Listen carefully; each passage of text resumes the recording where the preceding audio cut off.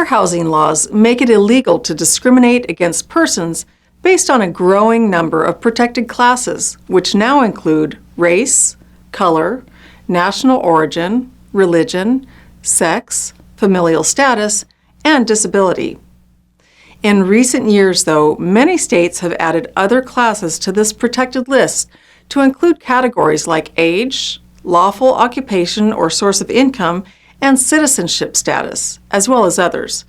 But in addition to these laws, as a real estate agent, it's your duty to act ethically and professionally with all customers. Fair housing laws are clear and can carry harsh penalties. They're crafted to ensure that licensees are not making discriminatory decisions when engaging in real estate transactions. Let's review some of the prohibited actions related to discrimination. The first type is called blockbusting. This refers to real estate professionals convincing property owners to sell quickly or at a reduced price because of the changing demographic of a neighborhood.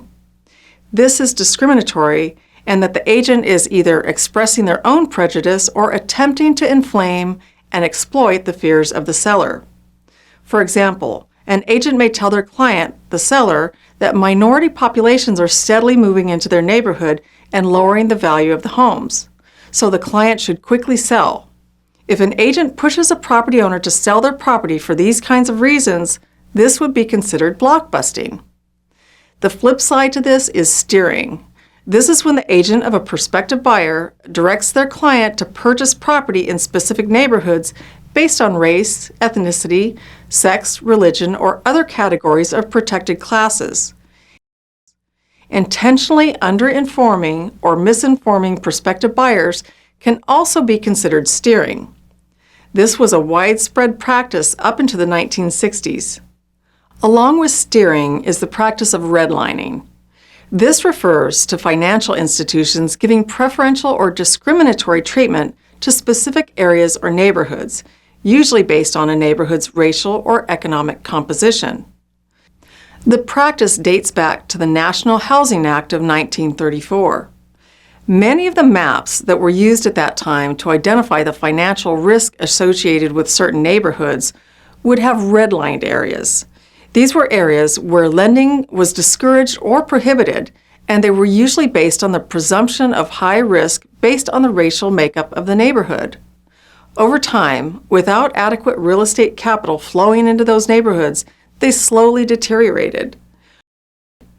Redlining wasn't fully challenged until the Fair Housing Act of 1968. Many of these neighborhoods and areas are still affected by the negative impact from decades of this type of discrimination.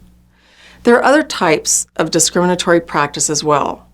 For instance, contractually restricting a person's eligibility for housing based on someone's association with a protected class is illegal. This might be something like a seller attempting to place into a contract a restrictive covenant based on one of those protected classes. It's also considered discriminatory to post advertisements that discourage or favor specific groups of people. Remember, too, that discriminatory practices are not only illegal, they're bad for business.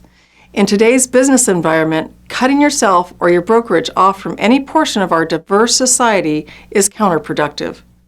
Beyond possible loss of license or other sanctions, think of the negative exposure a real estate professional could suffer by violating fair housing or anti-discrimination laws. Understanding discriminatory practices and their history will help you to avoid participating in them. The goal here is to not discriminate and to treat every customer equally. This creates a positive and open real estate experience for your customers. Whether representing buyers, selling property, or managing rental properties, it's important to perform your duties ethically and legally in order to provide equal opportunity and access for all those in the real estate market.